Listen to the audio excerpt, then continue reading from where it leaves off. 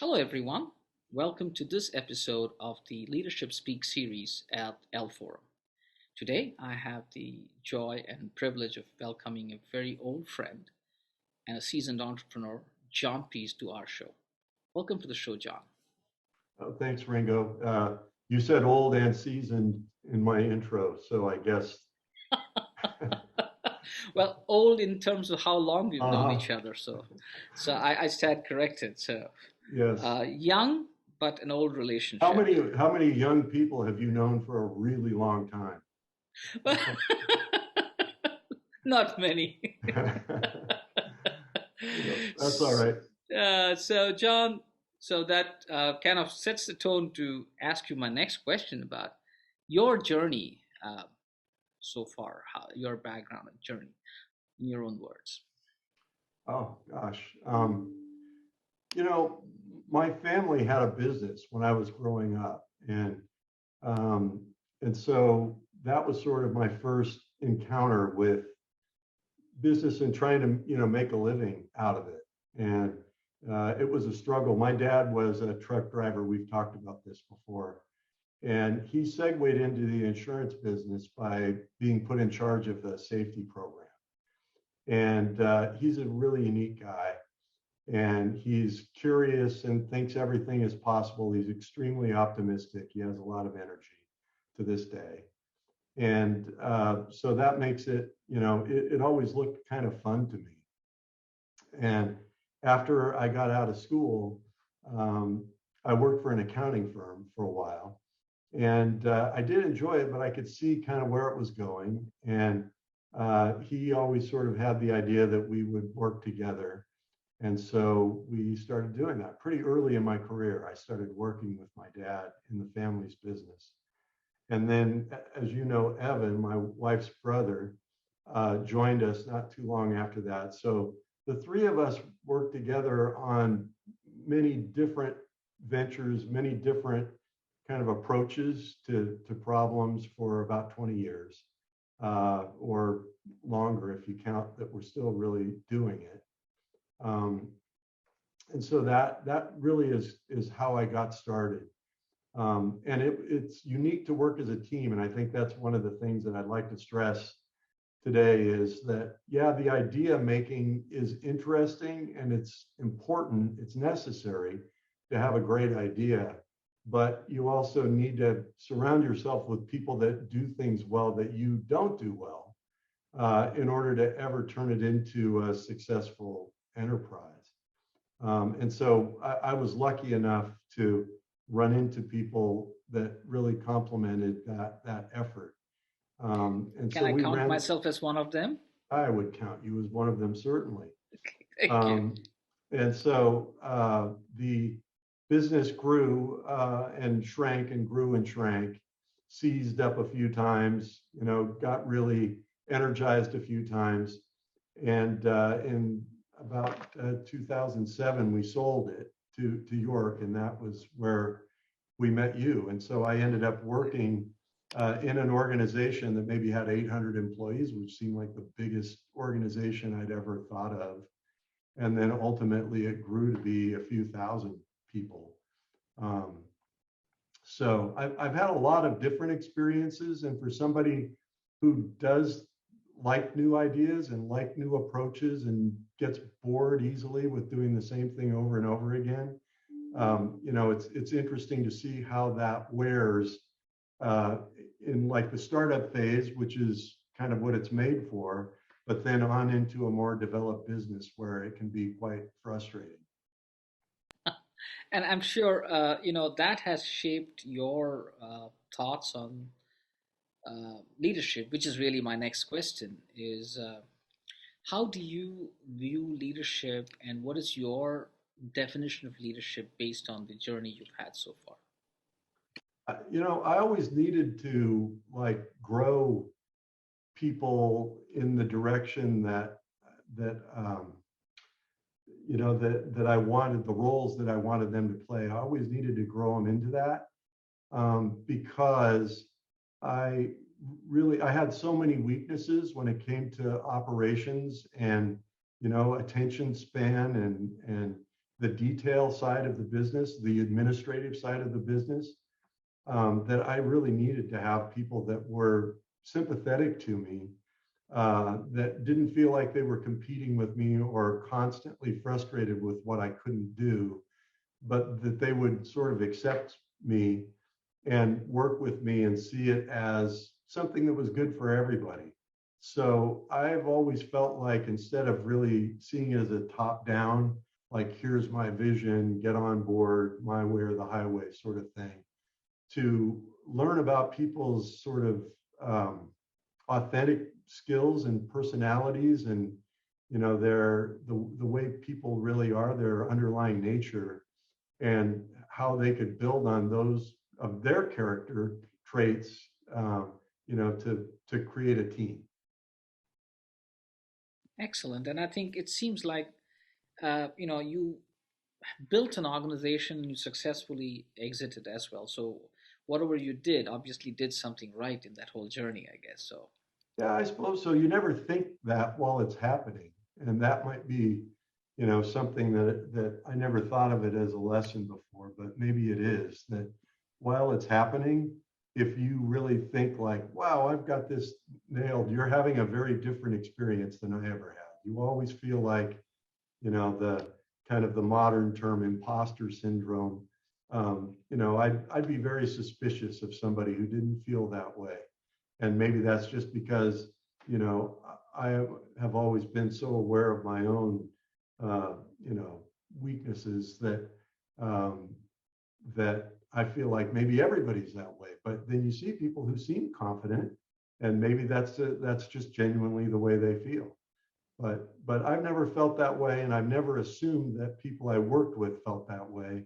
So I think people need a lot of encouragement, and they need to recognize their own native abilities and why they're important. And sure, you have to develop, but constantly showing people what they can't do and what you want them to do and be better and stuff. Yes, that needs to be sort of a systematic approach to showing the directions for growth and everything. But I think equally important, if not more important, is to encourage people and to see their good traits and point them out to them, because most of us aren't wired that way. and you know, you probably had the pleasure and the pains of learning because you were running your own enterprise and you had no safety net as such. So, which kind of segues into my next question. How do you view leadership as an entrepreneur, or entrepreneurial leadership, as I call it? How do you view it? And, what is your what do you think characterizes an entrepreneurial leader? Well, entrepreneurs are creative people. And um, Eric Tennyson, who you may know, I worked with him at York for a few years, and he introduced me to this concept, and a book by a guy named, his last name is Adizes. And he talks about the life cycle of companies and four traits, and they are production, entrepreneurism, administration, and integration. And entrepreneurship is that's what we're talking about, the creative part of business where you have ideas and you see how they can be adapted to solve problems in the marketplace. And that's super exciting.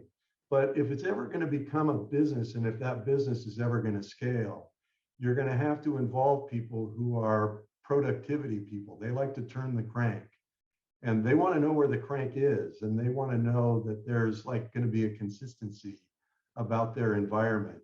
And entrepreneurs are their enemies. I mean, they show up and want to change things every day just because that's fun for them, or they think that it could be slightly better.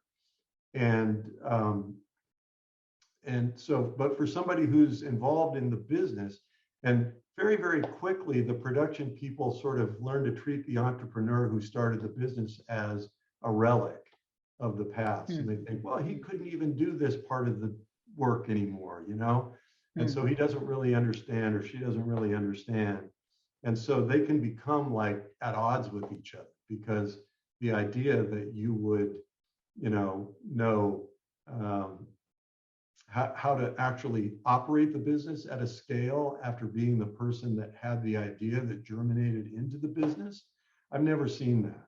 You really need to find people who can listen to you and hear your sort of vague musings and transform them into a set of processes and technology that so that people, other types of people, can make the business grow into what the dream is. So I think that is, that strikes me almost every day, to think about the symbiosis between entrepreneurs and productive people, and that you have to work together. And somebody told me one time that if you see something being done or written, and it's 70% as good as you think you could do yourself, shut up and leave it alone. And maybe 70% isn't the number, but you should have a threshold, because you shouldn't go into a circumstance and start changing small things about something that somebody wrote unless you can really add value to it. If it's close enough, you need to leave it alone, because you are going to, you're going to affect that person's confidence. You want to communicate to them that you trust them and that their style comes through. And if you're going to have to touch everything, which I think a lot of entrepreneurs are quite controlling in their style, and so that can be an issue. But getting the right balance between your productive team and your entrepreneurial side, and maybe even more importantly, finding those like missing link people who can communicate back and forth between those roles. I don't think you can really grow a business out of an idea without that. Hmm.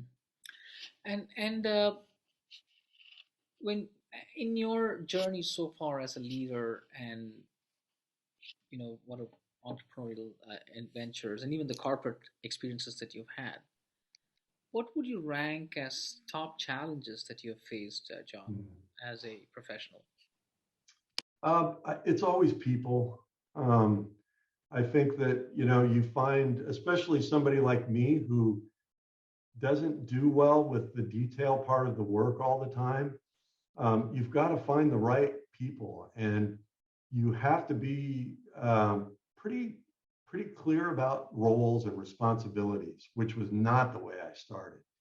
But you have to tell people what you expect them to do, and to lay out a set of accountabilities so that everybody knows what they're accountable for in the organization. And that sounds really structured, but it's freeing to have that sort of structure laid out. But I will say one of the biggest challenges is that when you find people that you can rely on to run the shop, say, so you've got the idea, you're working with the customers maybe, and they're putting out the product, that if you find people who are extremely controlling, it creates a little bit of a leadership vacuum, that because you don't want to be involved in the day-to-day. The people that you find need to be like authentically interested in the leadership style that I described earlier. For me, I want everybody to get developed. I don't want to put my faith in a person and then have that person use my faith in them as a weapon against everybody else and turn it into some sort of authoritarian regime, because now the culture of the business suffers from it fractures. And so, but you're talking about a really small group of people that can do that sort of work, that can tolerate vague notions and the responsibility for turning them into an actionable set of processes and technology. And so when you also have to find somebody who's like a psychologist and can work with people for their betterment and doesn't just see it as an opportunity for them to be on top, now you've cut it down by even more. So that's one lesson. Another challenge is the idea of metrics. That metrics are very important for running an organization. But one of the things that I found was that if you're going to manage people by numbers, it really tests your relationship, your personal relationship with them, because you may see something in the numbers and it might be important, and you may see something in the numbers and it might just be an anomaly, or it might be a representation of something that you don't understand as well as you think you do.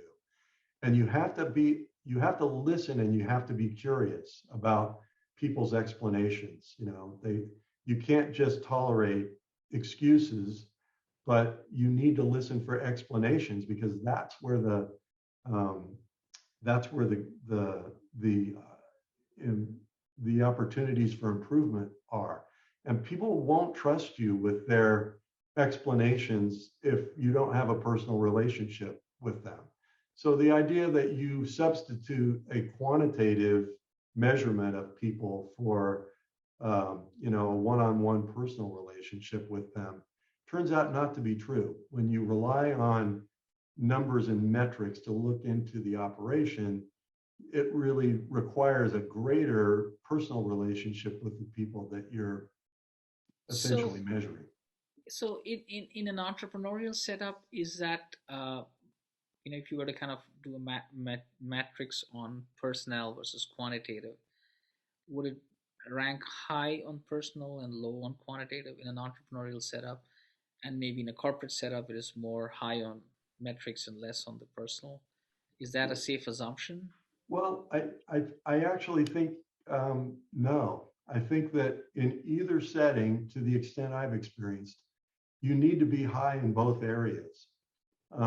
And I went into it thinking, oh, I'll just know the people and I'll sort of learn about what they're doing and they'll tell me what's happening, and I'll manage by walking around, kind of, to use the old term. And but as technology got better and you were able to see things, you could actually kind of pair the two. But they're not an either or thing, that when you're high in one, you've got to be high in the other, or else people will feel like they're being measured but not listened to. And that's too frustrating. They just can't perform that way. They're really just trying to game the metric at that point. And so you need to have people, do you the favor of explaining to you what's going on, and you need to listen or they won't do it.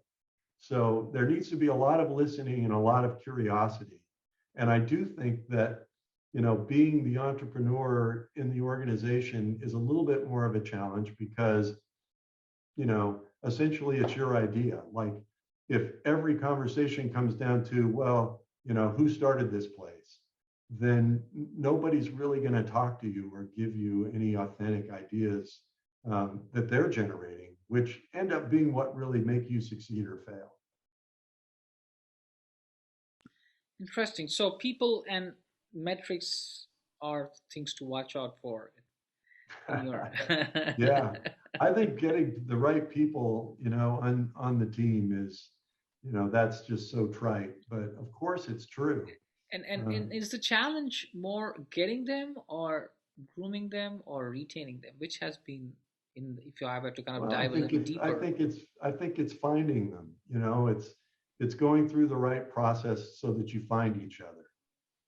Because it's terrible to be in an organization where you feel like you're out of step with the mission.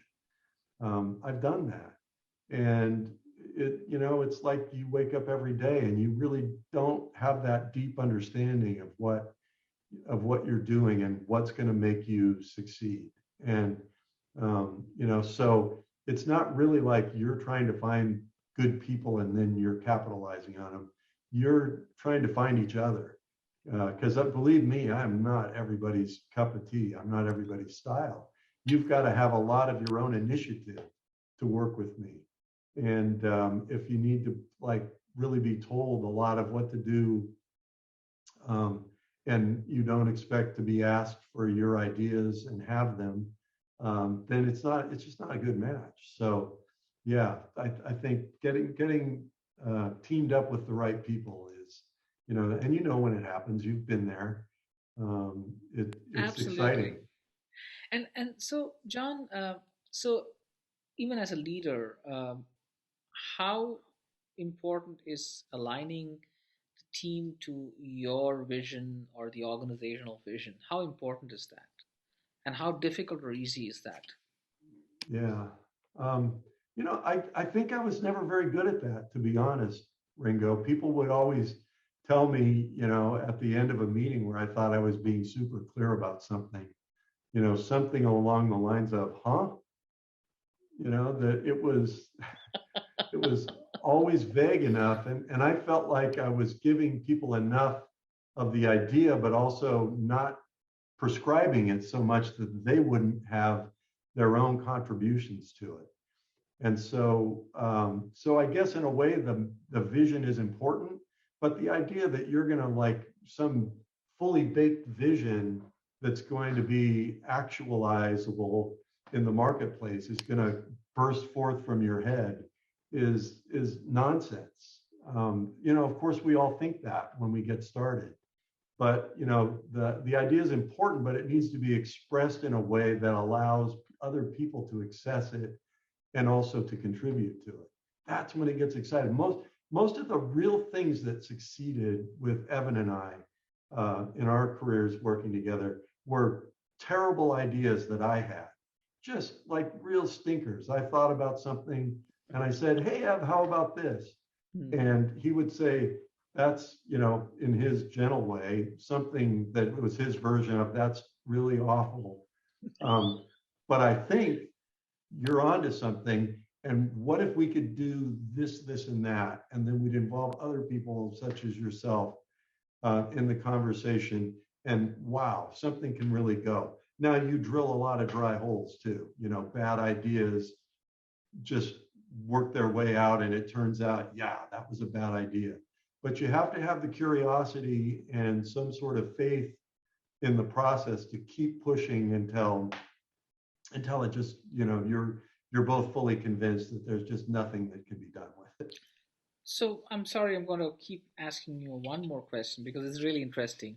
So when you were drilling towards an idea, what was the driving force for you to? It was like a natural thing, or Hmm. you just mentioned that you were curious. You should be an entrepreneur. Yeah. You got to be curious. So is Yep. it the curiosity which drove you to say, "Hey, how about we do it this way?" Or was Yeah. that the genesis of an idea, or something you were having a conversation, you were constantly looking out? Yeah. What was the genesis? Um, that's a great question. I would say it's not always the same. Maybe there are two or three categories of it. So this is really on the fly. So let's see what happens. Um, you know, you got to keep your feet moving. You got to keep going. Um, we had some times in our business where we were just really in trouble. Going nowhere, and you get into operational problems and problems with customers, and they turn into financial problems, and it's really kind of rough. And you got to keep moving. You can't stop. You have to keep generating ideas and trying new things. And when you've got a team of people working, it's a little easier because somebody else might have the idea that is the genesis of stuff. So it's like things that aren't working lead to things that might work because you start thinking about them critically and you start thinking about the root of the problem. And then that's in a weird way the start of something exciting. So like failures feed potential for success because it makes you think about things like you just never do when you're succeeding. I sort of feel bad for people who have just never struggled in their life. I'm sure there's actually nobody like that hasn't struggled in some aspect of their life. But somebody who just happened to be born into a real good, the type of situation that we all may think that we would like to be born into. The creative energy that's sparked by really being in genuine trouble is pretty exciting, and exciting in both ways, exciting in the positive way and exciting in the negative way. So there's that aspect of it, and you got to keep moving because that's when the ideas will come, and it takes a lot of faith to operate like that. um, Sometimes I think I was stimulated by just seeing something else, and I have a pretty good way of like putting something from a completely different part of life in the context of something else that I'm working on that may seem completely unrelated, like segues or, very broad generalizations that you could draw.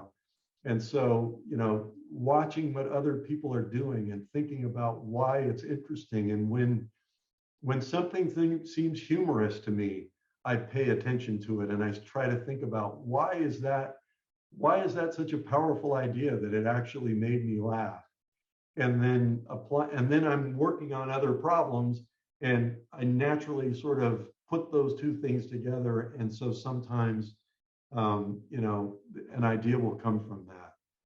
And then lastly, I'm a very light sleeper, and, like full blown insomniac. And I spend a lot of time awake in bed in the dark. And the things that either are on my mind when I first become conscious in the middle of the night, or just things that I grind on when I'm just sitting there and there's really, you know, no other stimulus, there's no light or sound. Um, that is another thing. And so a lot of times I'll have those ideas, and then I'll wake up and I'll go out to the office and I'll come down and I'll think, my God, what the hell was I thinking? That's just the most ridiculous thing that anybody's ever thought of. But you can't crowd out any of your notions, because certain percentage of them will pay off, and you just don't know. If you could know which ones were smart and stupid, then it would be a completely different process.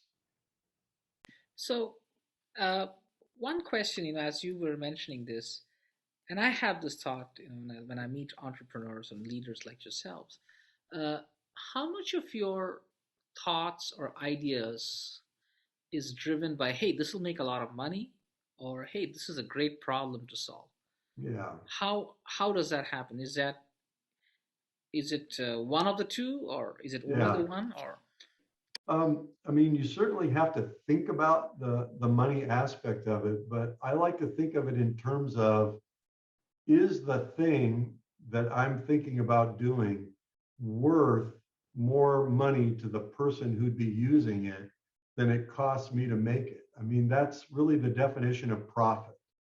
When when it's worth more to the person that you're selling it to than it costs you to make it, then now you've got a margin that you can tap into, which is, the value between what it costs you to make it and what the value is to the person. And so I think profit gets a really bad uh, name for some reason in capitalism and stuff. But profit is really an interesting metric. It is the measure of value that you've created for other people, because they leave that residual behind in cash after the transaction is over. So the most important part is, does it matter to the people that are going to use it? And then you have to think like, okay, yeah, they'd use it, but would they care about it enough to pay the amount of money that it would take in resources to put it out in the market?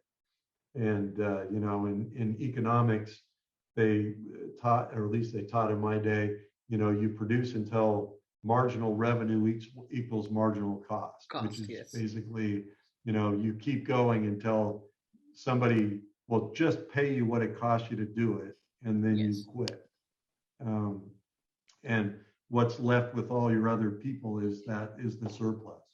And I think that's, over the years, that like people think of that profit motive as being evil. But then when you think about it, it's really where the your question is so important. It's like the value of the product to the customer, which was one of your branches, meets the money value of the product, because that's where the money comes from, is the value to the customer. So I don't know if that's an answer to your question or No, not. You it may just does. edit that whole thing out, but No, it does, um, John, because I keep hearing that, entrepreneurs are only thinking of money and they're only thinking of Yeah. profits. And I don't have an opinion.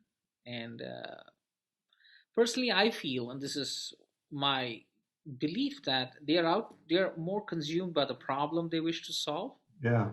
And money really is a byproduct of that joy of solving the problem, Yeah. because they know that this is such a big problem, Yeah. and it's almost redundant. Absolutely, if there is, like, something that you want to sell in large quantities, and to your point, if you can add value to the person buying it and say, hey, I'm getting a steal, I'm getting a great deal for the product, the price I'm paying for this, and you've built it so cost effectively that some residual left for you. So in totality, you do end up making. But I don't think uh, entrepreneurs wake up every morning saying, this is going to make me a lot of money, this is what I wish to do. That's my belief. Do you think that Yeah, is I think accurate? I do think that's true.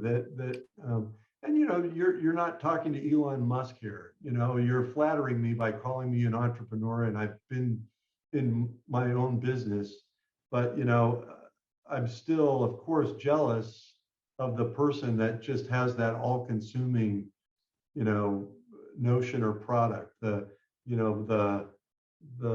faith that it must have taken for a guy like Bezos to stick with the Amazon concept for so many years when it wasn't making money, but just seeing that it was going to, or it had the potential to become what it became. That's really what you're talking about. And I don't think you can do that just thinking, okay, how am I going to fleece people out of as much money as possible? You've got to give them something in return, and they've got to value it at a very high, you know, they got to put a big number on that, or neither of you are going to be better off. A trade only happens when the people value the thing that they're getting more than the thing that they're giving up. And so I pity somebody that doesn't have a skill that anybody wants or values in the world, but still has needs. That you've got to develop your ability to provide value to other people in order to get by in the world. And whether that sounds like a vicious, terrible thing to teach your kids or something, I do think it's important. And the sooner that you sort of come to grips with your way of doing that in the world, the more happy years you're going to get to spend in your life, and the less frustration you'll suffer. Absolutely, John. And I think that kind of brings me to my last question of our little conversation today is, what would your advice be to young leaders, Yeah, young don't do it. managers? um, you know, you it really is great. I mean, I mentioned, if you can find the right people, and you can work yourself into the right situation, it can be a great joy in your life, and it sort of puts your personal life and your business life in this sort of integrated place that is great. And then if you're going to have a family and other people in your life that aren't involved in the business, they have to also they have to be special people that get it and want to contribute like that as well. So it's not for everybody. And if you really are going into it just to make money, I think that is a big mistake. I think that you have to really love it and think that it's see it as part of your life and not something that you're just going to do to make a bunch of money.